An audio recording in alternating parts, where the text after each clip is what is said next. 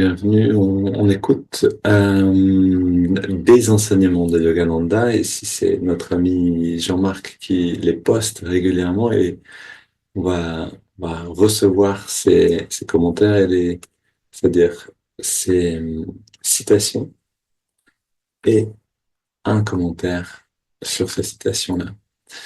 Donc aujourd'hui, c'est un texte qui vient d'un livre de Yogananda qui s'appelle La quête éternelle de l'homme.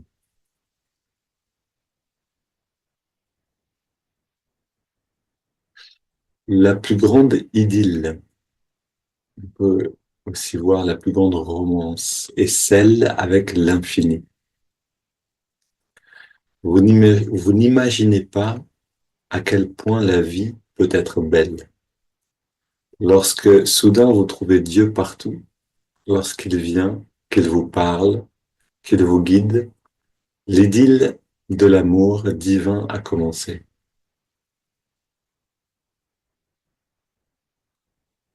Ok, je vais le relire une fois. La plus grande idylle est celle avec l'infini.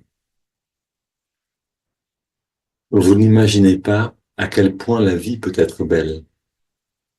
Lorsque soudain vous trouvez Dieu partout, lorsqu'il vient, qu'il vous parle, qu'il vous guide, l'idylle de l'amour divin a commencé. Le curé d'Ars avait une autre manière de le dire. Il disait, si vous saviez comme Dieu vous aime, vous mourriez de joie. Donc c'est cette, et d'ailleurs, une disciple de Yogananda, sœur Gyanamata, a témoigné de cette joie-là en mourant. Elle disait quelle joie, quelle joie. Et c'est le moment où elle a quitté son corps. Et Yogananda était là, donc elle était plus âgée que lui, et il l'accompagnait dans ce passage. Et, et pas seulement elle, bien sûr, mais beaucoup de grandes âmes qui sont proches de cette réalisation. Et la mort devient ce passage dans qui on est vraiment. Cette liberté-là. Et alors la question qui se pose, donc si vraiment c'est la plus belle chose à vivre, si c'est quelque chose qui va au-delà de la vie et de la mort, comment entrer dans cette expérience? Et, et ici, la phrase clé, c'est lorsque vous trouvez Dieu partout. Alors, à la fois lorsque vous trouvez Dieu partout, mais aussi lorsqu'il vient, qu'il vous parle et qu'il vous guide. Et est-ce que Dieu vient quelque part? Est-ce qu'il n'était pas là? Est-ce qu'il arrive ensuite? Non, en fait, c'est notre expérience qui donne cette impression-là. On sait qu'il est déjà omniprésent. Il est déjà en chacun d'entre nous, qu'il est déjà en chaque situation. Mais d'habitude, on oublie de le voir. Et donc, on a cette impression qu'il peut venir vers nous. Il peut se mettre à nous parler. Alors qu'il était déjà en contact avec nous. On a aussi cette phrase dans la Bible, je sais plus exactement où, celui qui m'ouvre, je viendrai, je souperai avec lui. Je crois que c'est à peu près ça. C'est-à-dire, je viendrai et je partagerai mon repas avec lui. Et c'est, en fait, cette guidance, c'est-à-dire cette idylle, c'est une nourriture également. On a besoin, en fait, pour rentrer dans cette extrême douceur, dans cette expérience de cette douceur euh, parfaite, on a besoin d'être d'accord pour la rigueur aussi la plus parfaite, c'est-à-dire rentrer dans une discipline euh, totale, non pas dure ou sèche ou stricte dans le mauvais sens du terme, mais on a besoin, pour faire l'expérience de cette douceur, on a besoin de plus en plus d'être d'accord, de d'aller là où on ne voulait pas aller. Vous savez, cette phrase de Jésus qui lui dit, je- tu, je me rappelle plus exactement les mots, mais tu iras là où tu ne voudras pas. Euh, il fait allusion à sa mort, en fait, hein. Et d'ailleurs, avant de mourir, Pierre, en fait, l'apôtre Pierre s'en va en fait, fuit Rome pour ne pas être pris par les Romains et être tué. Et il voit donc son maître, il voit Jésus à ce moment-là, qui a en fait quitté son corps déjà depuis des années, qui marche dans l'autre direction. Il lui demande, Maître, où est-ce que vous allez? Où est-ce que tu vas? Et il lui dit, je vais là où tu ne veux pas aller. Puisque toi, tu n'y vas pas, moi, j'y vais à ta place. Attention, encore une fois, je paraphrase. Je cite pas exactement. Mais ça nous donne l'ampleur. Et c'est là où Pierre se retourne et marche vers son destin, qui est d'être crucifié, et lui demande à être crucifié à l'envers, parce qu'il ne mérite pas la mort de son maître. Et ici, c'est jusque-là. C'est-à-dire que si on veut rentrer dans cette euh, totale douceur, dans cette parfaite idylle de l'amour divin, on a besoin, nous aussi, de grandir dans la discipline, de sortir de l'attitude de l'enfant qui a besoin de recevoir. Okay, on a tous besoin de recevoir d'abord. Dans notre vie et dans notre vie spirituelle, on est d'abord dans la réception. Et à un moment, et donc pour ceux qui sont dans, par exemple, le troisième module, en effet, on a terminé d'ailleurs ce module, hein, il est terminé, on n'a plus que enfin, vous allez recevoir un peu d'informations, mais on a terminé ce module. Et en fait, ce module nous amène dans ce changement d'attitude. C'est-à-dire, on a reçu, on reçoit.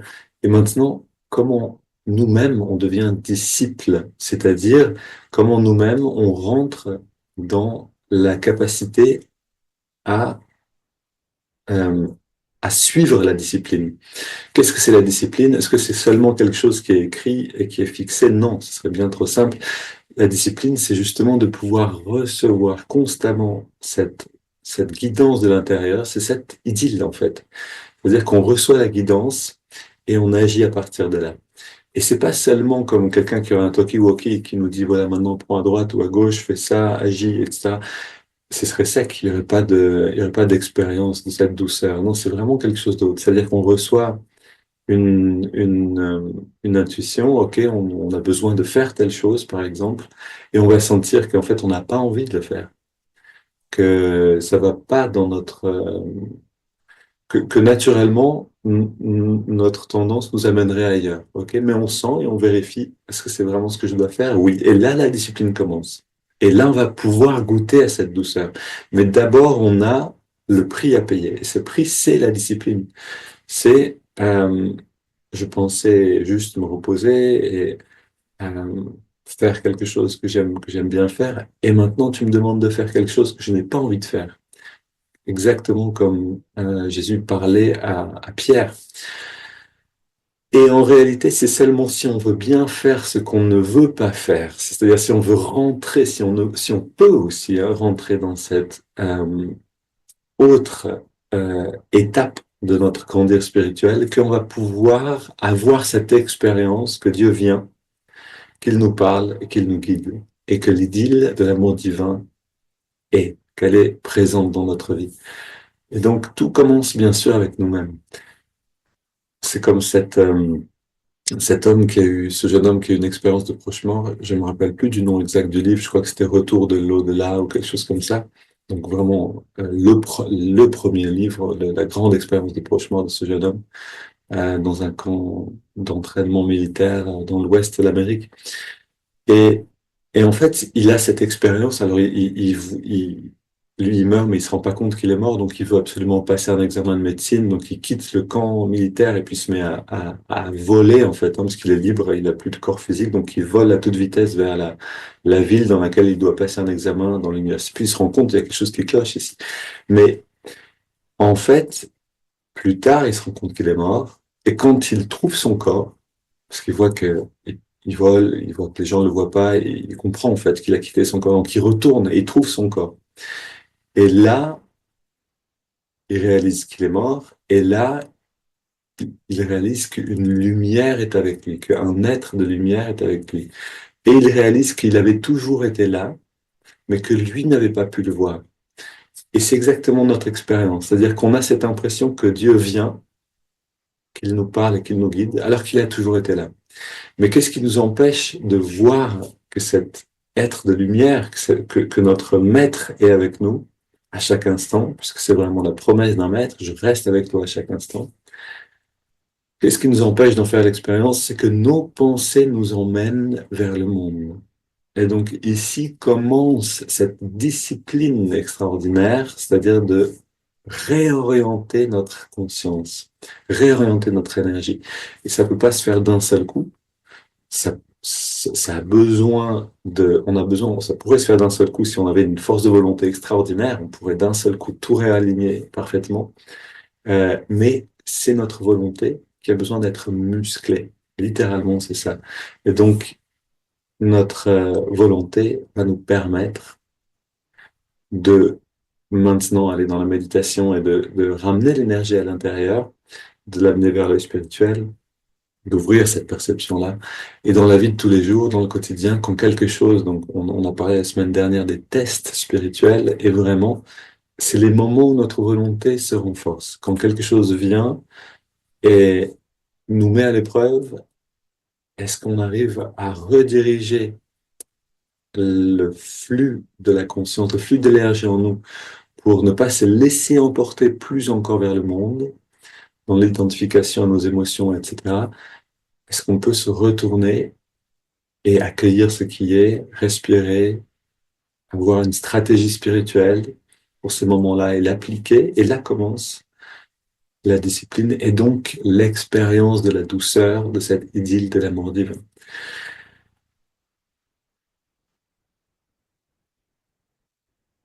Et en effet, tout travail mérite salaire. Autrement dit, tout effort aura sa récompense.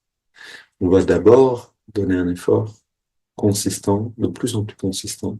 Et à chaque épreuve, à chaque test, on va donner cet effort-là. Mais ensuite, on va goûter cette douceur-là, que ce soit dans la méditation plus tard dans la journée ou que ce soit juste dans la situation un peu plus tard. Le, tout travail mérite salaire, c'est-à-dire tout effort de cet ordre-là qui est vraiment en réalité le seul travail qu'on est venu faire. Encore cette phrase de Yogananda, tout ce, euh, la seule chose en fait, hein, que je sais plus si c'est de Yogananda ou d'un de ses maîtres, mais la seule chose qu'on est venu faire ici, c'est de trouver Dieu. Tout le reste nous fait perdre du temps. Et donc on peut, en fait, rien ne nous fait perdre du temps si tout ce qu'on fait, on le fait pour trouver Dieu. Et donc, ici, oui, ça devient un travail. Sinon, on est simplement en stand-by. On va travailler, on gagne de l'argent, on va voir des amis, on va en vacances, on achète une maison. Tout ça, ça devient un temps gâché, d'une certaine manière, un temps perdu, si on ne fournit pas le vrai travail de, dans ces actions simples, se lever, s'habiller, dans ces choses simples, aller travailler, aller en vacances, toutes ces choses qu'on a besoin de faire aussi continuer de fournir un effort spirituel pour se rapprocher de cette source-là. Alors, allons-y ensemble maintenant. Allons-y ensemble dans la méditation, puisque c'est vraiment le premier endroit de la discipline et le premier endroit de la douceur. Prenons une grande inspiration et on laisse l'air sortir. On se détend complètement, on ferme les yeux.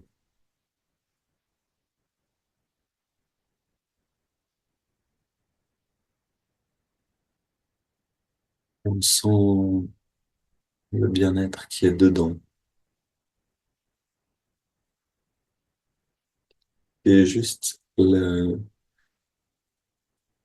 l'avant-goût infime de la grande douceur qui nous attend si on va vraiment au-dedans de nous, au-dedans de la conscience, vers la source. On fait le travail de se retirer du monde. On prend maintenant une inspiration en entrelaçant les doigts au niveau de la poitrine. Expire les mains vers l'avant, on arrondit le dos. Inspire, on étire les bras et le dos vers le ciel. Expire, on se penche vers la gauche. On étire le côté droit, inspire au centre.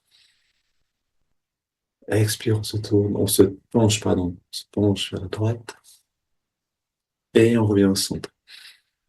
Est-ce que pendant que je m'étire, je peux garder cette euh, attitude, cette discipline de rester centré en moi-même? Une autre image, donc là on se tourne à gauche et on va le plus loin possible dans la rotation. Une autre image, une phrase que disait souvent Yogyakarta aussi, c'est habitez, vivez dans votre colonne.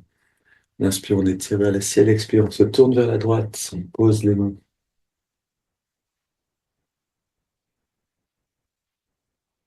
Parce que dans la colonne, le long de la colonne, en fait, existent nos centres d'énergie, nos chakras. Et si on peut avoir notre conscience dedans, on peut décider de ce que la conscience, du mouvement de la conscience. On va se pencher en arrière maintenant. Donc la colonne, justement, on l'étire dans toutes les directions. On ouvre la poitrine maintenant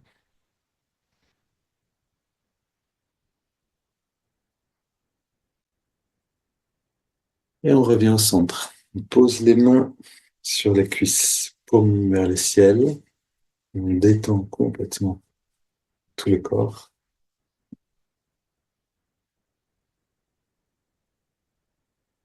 Les yeux fermés, regard légèrement dressé.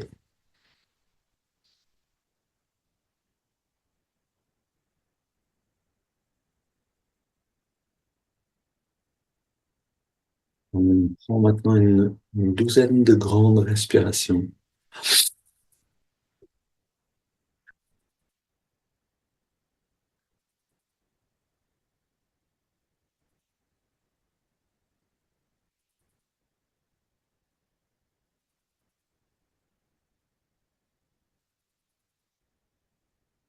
Dernière, ça va rapidement. Donc, c'est d'aller au maximum de l'amplitude.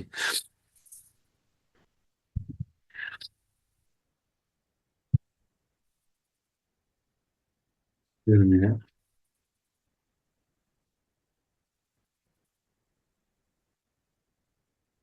Oui, on inspire, mais lentement, très lentement, et on garde l'air dedans.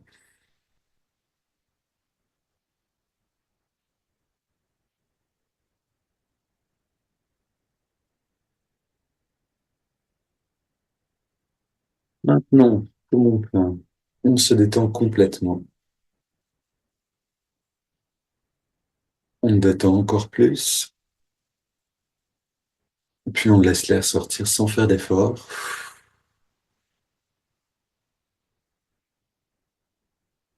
On arrête de respirer.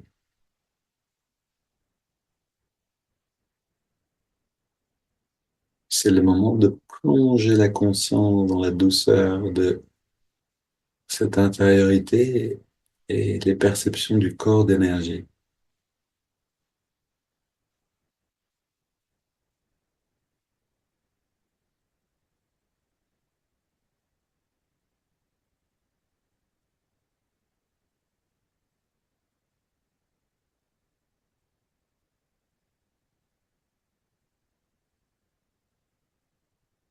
Et puis on inspire lentement, comme un plongeur qui revient doucement à la surface avec une perle dans sa main. À nouveau, on garde l'air dedans, les poumons sont bien pleins, on rentre le ventre, on contracte le périnée, on redresse le regard. On amène toute cette énergie, cette perle, si vous voulez, dans l'œil spirituel, puis on laisse l'air sortir. On prend quelques instants pour ressentir.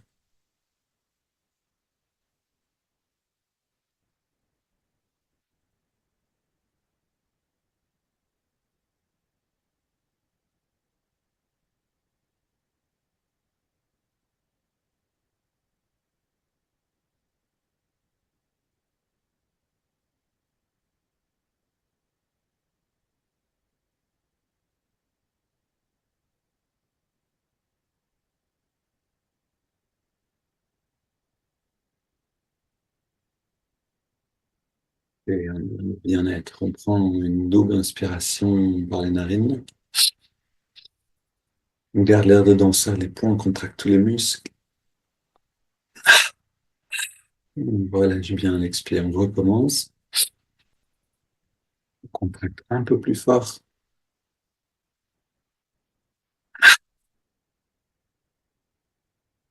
On relâche un peu plus. Une dernière fois.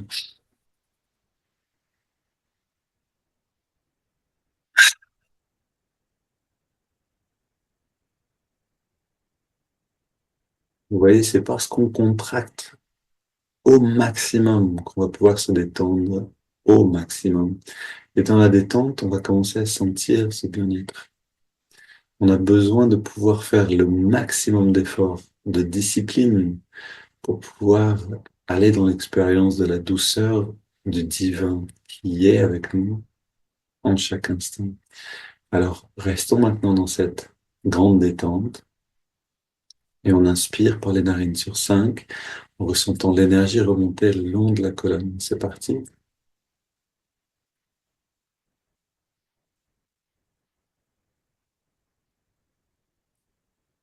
On garde l'air dedans, concentre l'attention dans l'œil spirituel.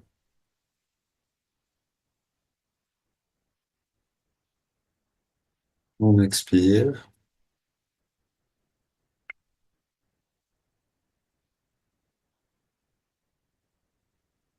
On sent que le bien-être se répandre en nous. On inspire à nouveau, même rythme, même pratique, mais pas la même expérience. L'expérience s'affine. On garde l'air dedans.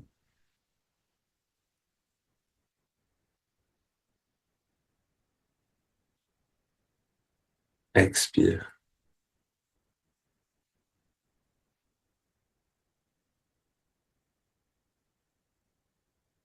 Inspire.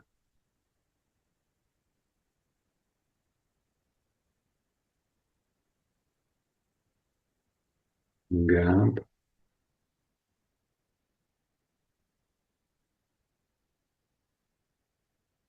Expire.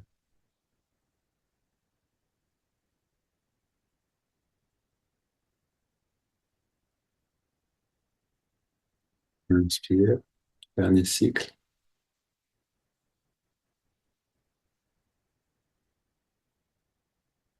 On retient le souffle.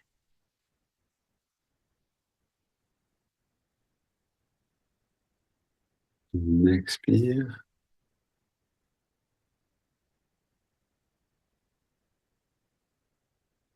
Puis on prend une grande inspiration et on laisse l'air aller venir. On laisse le corps respirer naturellement.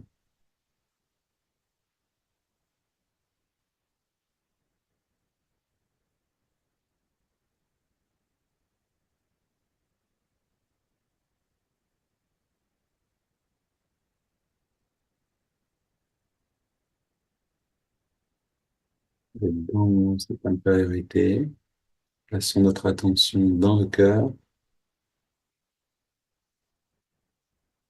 pour le colorier,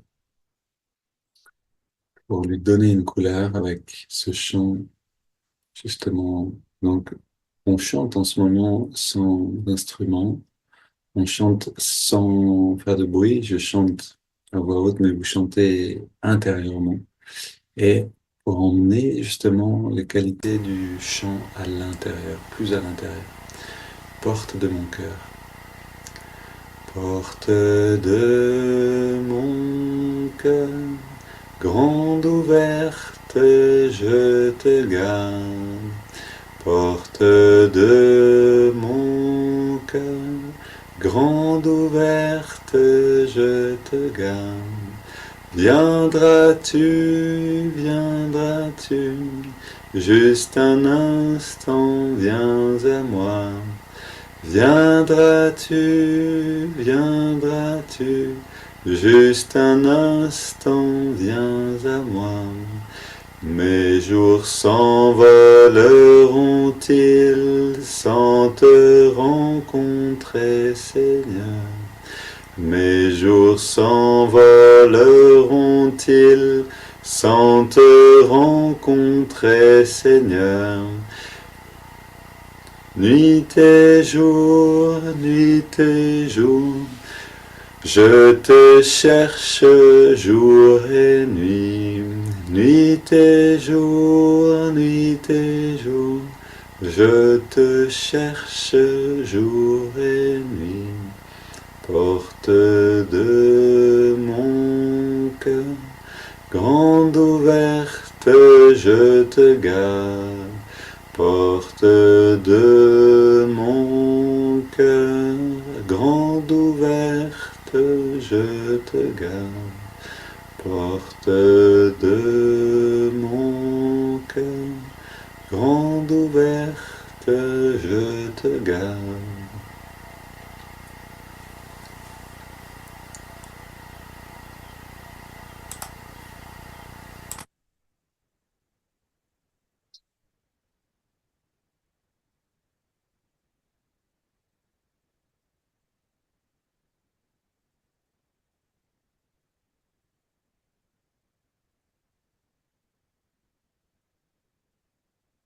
Et ce chant donne l'essence de ce qu'on a besoin de faire pour aller dans cette idylle avec le divin, dans cette romance, cette relation constante. Garder le cœur ouvert. Qu'est-ce que ça veut dire? Ne pas se perdre. Le cœur, c'est le cœur qui suit les pensées. C'est le cœur qui les appelle. On a besoin d'appeler la bonne fréquence et de rester fidèle. Et là commence le travail. Alors on va le faire maintenant avec l'observation du souffle. On amène l'attention dans les narines.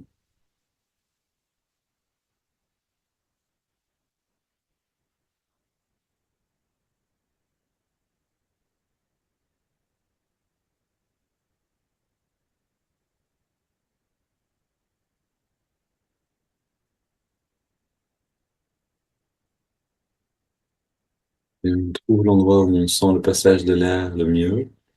À cet endroit-là, on sent la fraîcheur de l'inspire et la tiédeur de l'expire. Et a priori, cette sensation n'a rien de captivant. On aurait toutes les raisons de partir se promener, penser à autre chose. Justement, on apprend à ouvrir la perception, à ouvrir le cœur à la présence des divins dans ce don de la respiration, dans cette première nourriture qui est toujours accessible, disponible.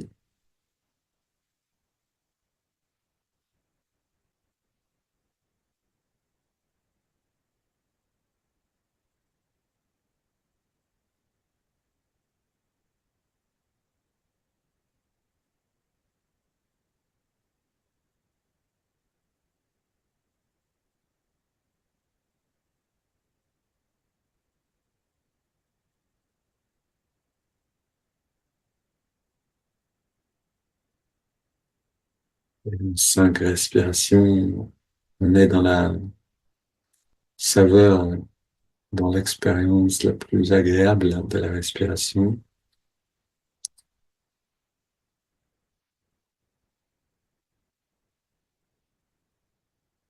Qu'est-ce qui me permet de rentrer dans une expérience agréable du souffle? C'est la discipline. Parce que je peux me rappeler qu'en 5 respirations, je peux aller très loin dans cette expérience. Je peux m'en rappeler, mais c'est la discipline qui me permet de m'en rappeler, de le faire et d'entrer dans l'expérience de la douceur.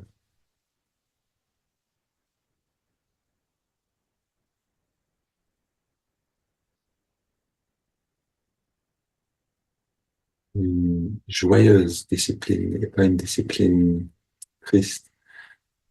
Maintenant, on ajoute le mouvement de l'index de la main droite.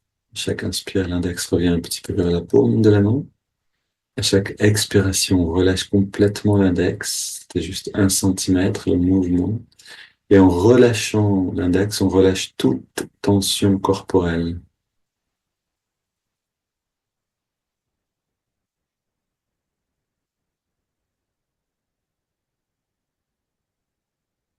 Et là encore, c'est notre capacité à rester consistant, à rester constant avec l'effort de détente. Donc c'est notre discipline qui nous permet d'atteindre la douceur du retrait des sens, la grande détente et l'immobilité nécessaire.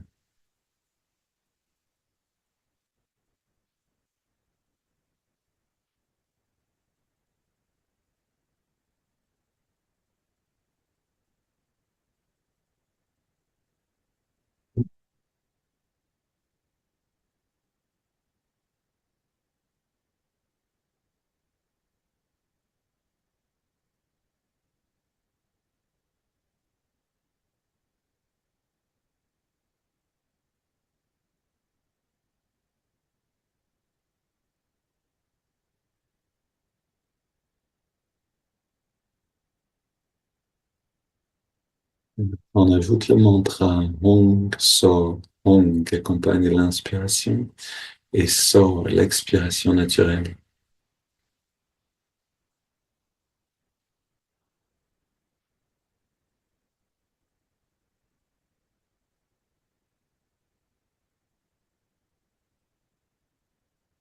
Donc, si vous pouvez continuer de sentir le souffle, gardez le mouvement du doigt et la détente, que, que ça devient facile, que ça devient habituel de le faire. Alors vous pouvez amener cette dimension-là, donc sur Hong, sur l'inspire, ressentez votre sentiment d'identité et sur So, offrez-le, laissez-le se dissoudre dans la conscience, dans une grande conscience. Simplement, on l'offre, cette identité, on l'offre au divin par le mantra Hong So.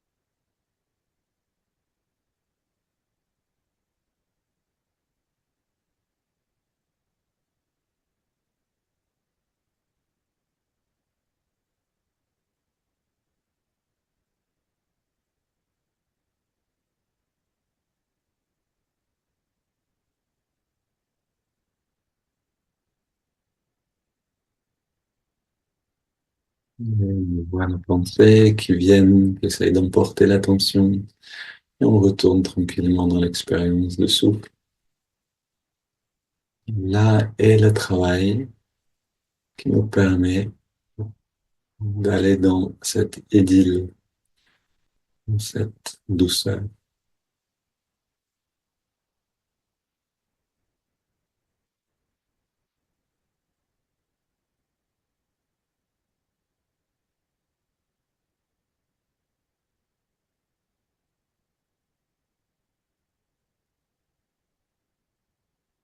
Maintenant, on prend une grande inspiration par les narines. On expire en 3 fois, puis on arrête de respirer quelques secondes.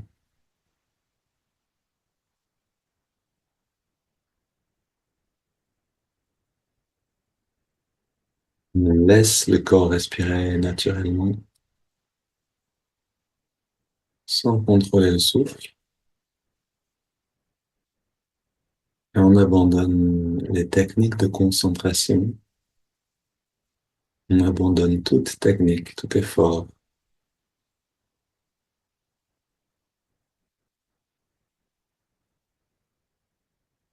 Voilà justement le moment de la douceur. On regarde intérieurement, on perçoit cette qualité qui est là, le calme, la tranquillité, et en l'observant, elle grandit naturellement.